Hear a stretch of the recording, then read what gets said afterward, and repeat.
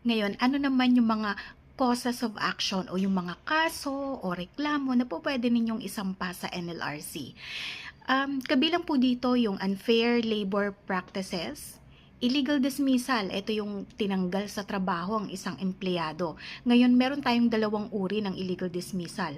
Yung actual illegal dismissal, ito yung isa-serve sa'yo yung termination paper mo o kaya yung constructive dismissal base sa ikinikilos ng employer mo, gusto ka na niyang tanggalin sa trabaho kagaya ng hindi ka pinapasok sa loob ng kumpanya. Yun, constructive illegal dismissal. Ano pa?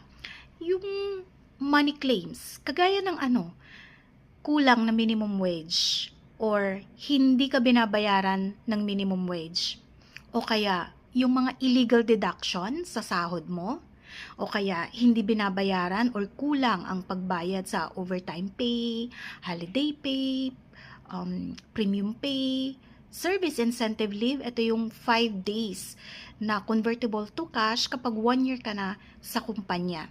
Okay. 13-month pay, kung hindi ka binayaran ng separation pay matapos kang tanggalin based on authorized cause ng termination ayon sa labor code. Kasama rin dito ang retirement pay under RA 7641 or kung ang retirement benefits ay nakasulat sa inyong company policy, yon, money claims po yon. Service charge para sa mga service industry, usually yung mga nasa restaurant. Okay. Night shift differential, maternity at paternity benefits, at iba pang mga benepisyo na nasa ilalim ng labor code. Pwede rin po ninyong ilapit yung reklamo ng illegal na suspension sa inyo. Okay. Yung preventive suspension na lumampas na ng 30 days, ganon.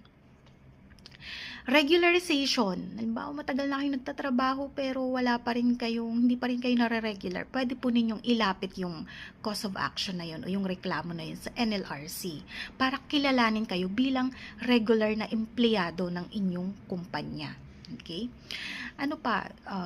May illegal strike or lockout at iba pang hindi ngayon, saan ninyo isasampa yung mga kasong nabanggit ko kanina? Sa Regional Arbitration Branch o tinatawag na RAB ng NLRC, doon sa lugar kung saan located yung inyong company or yung employer. Okay? Doon po isasampa yung case. So, popularly known as DOLE. Pero actually po, nasa ilalim sila ng DOLE pero ang tawag sa kanila ay NLRC Regional Arbitration Branch.